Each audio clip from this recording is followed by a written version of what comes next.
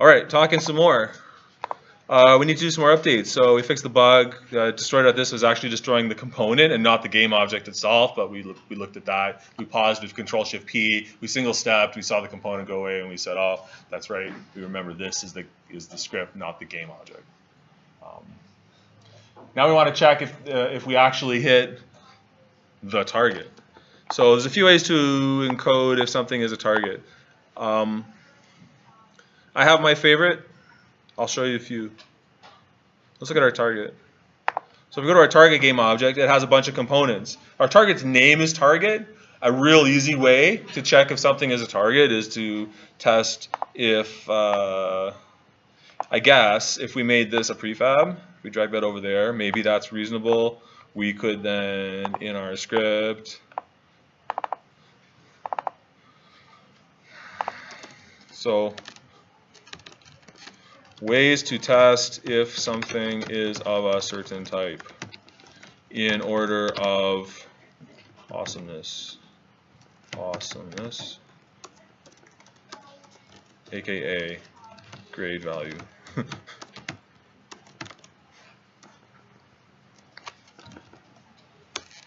One, check by name. So you could go if collision dot game object dot name equal target. Oh, that's allowed. Not triple equal. That's not a thing. Double equal is a thing. If that's true, then debug.log.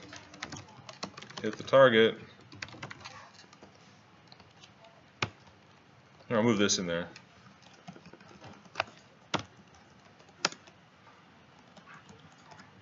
I'll move that in there. We hit a target. That's okay. Why is it just okay and not, why is that the least awesome? Why is that basically a C? What issues are there with that? Yeah. Multiple things could have the same name, but you know that's okay if this is our game and you know here's my target and I want to have another target, so I go Control D and I move that over there. Oh, it's target bracket 1 bracket, so I need to make sure it has exactly the right name target. Oh, I could have another target in my game. Here's another target. Oh, there's 2 more targets. Oh, that one's bracket 2. That's not exactly right, so I'll have to rename it again. You know, so that's cool.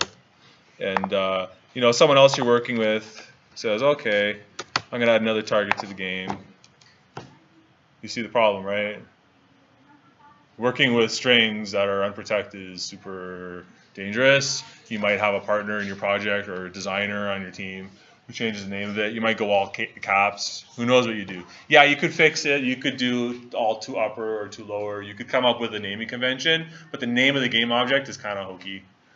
It's probably the least best way to check if something is of a certain type. But it works. Yeah? Does anybody want to see it work, or do you believe me? We can test gameObject.name. It's pretty easy, right? Okay. What's the next best way you could do it? Well, I'm glad you asked. There's on every game object, there's this thing called tag. We haven't talked about it yet, but tag untagged. If you click on this little drop down, there's a way to tag game objects with an extra string. So under tags, I have no tags here, so I could go add a new tag, and I could say, you know, target. So I've added a tag to the tag manager.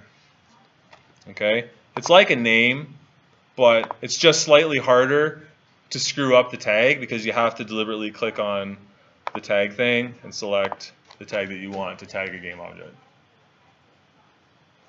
But it's a string. It's another string. It's like a name, but with a variable with a different name. And you could test tag. Your tag isn't going to change if you spawn a new game object or if you duplicate a new game object. That one's untagged, that one's untagged, right?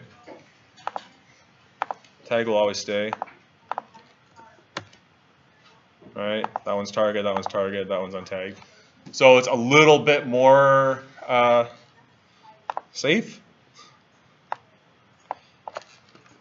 And you can do stuff like test by tag, test type by tag.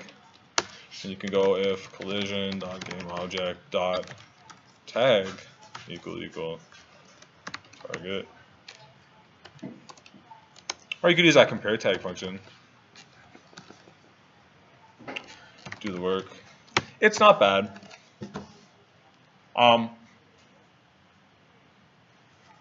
Couple criticisms about tags.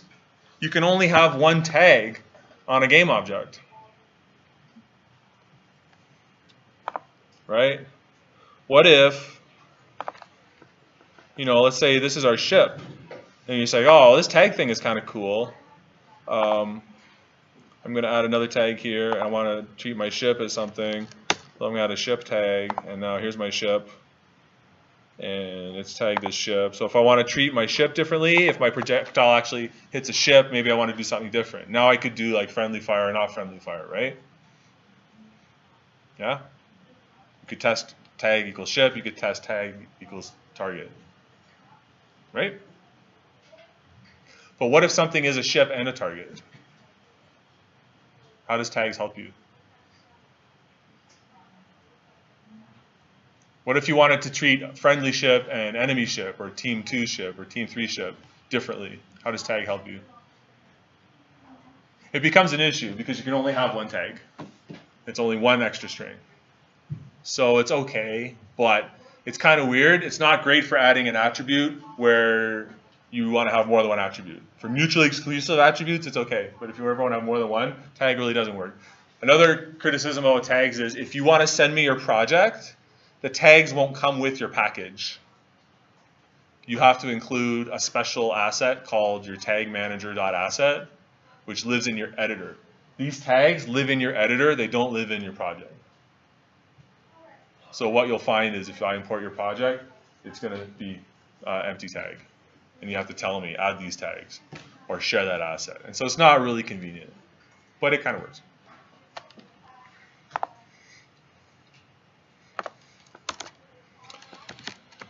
Three, test type by aspect.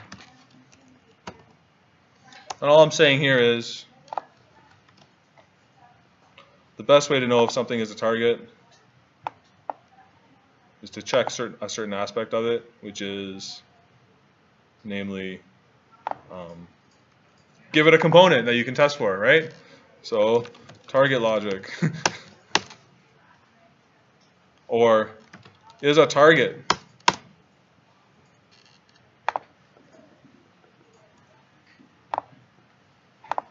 Create an add.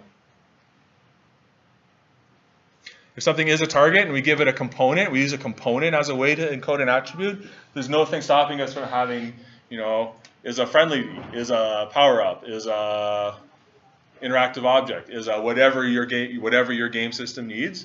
You can have as many components attached as you want. Yeah. Can you specify what type of asset it is? But so that's exactly what we're talking about. We're talking about ways of testing asset types. What does it mean? You can't say like it's a target asset. There's no way without making a component. But what is an asset? In that terminology, there is a thing called a tag manager.asset. So an asset in that sense is a thing in your editor. It's a configuration file for your editor. What we want to know is this particular game object of a certain type? And so we can encode type in the name, we can encode type in this tag. I'm saying the aspect-oriented way is to encode it in a component that you have. Okay?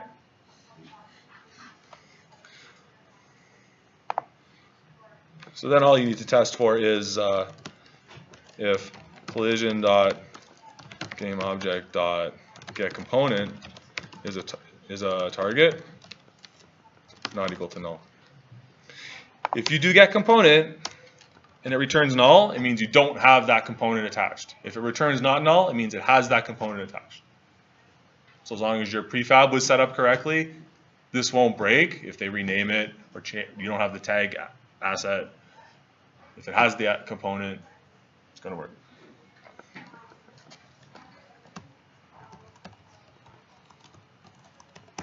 So here we go. So I'm going to move that.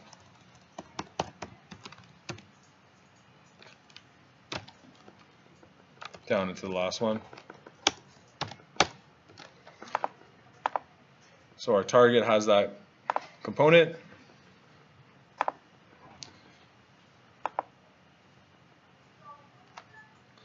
I'm going to delete these for now. I'm going to create a new target, put it right there in front. I'm going to duplicate it, Control D.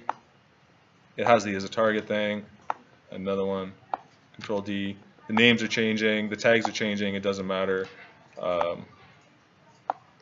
because they're set up correctly. I move my ship back here, move it back a little bit, take my ground, expand the size of it.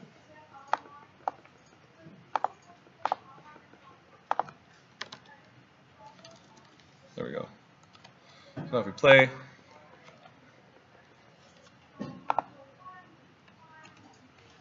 with any luck,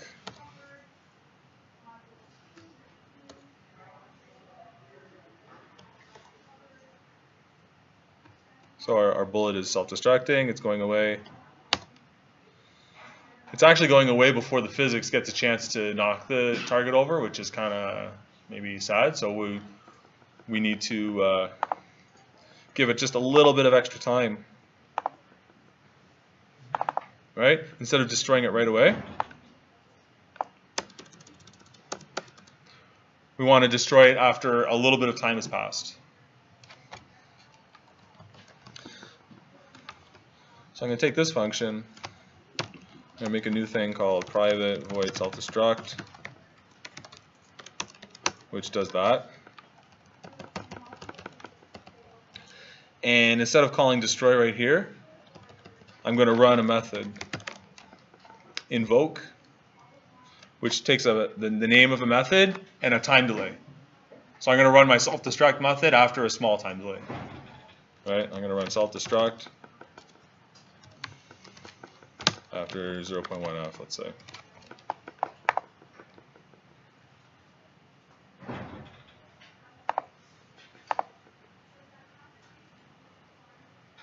Now if we play,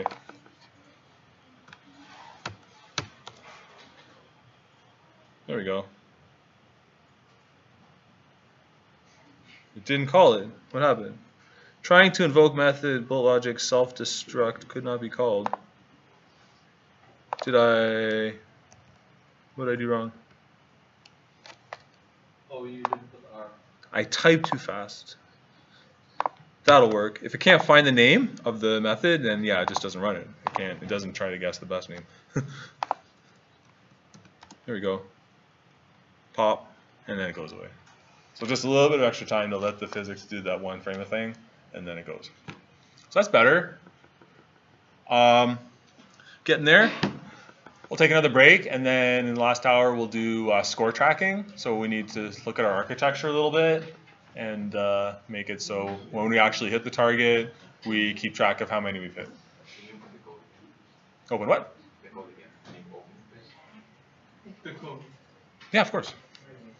I'm going to stop.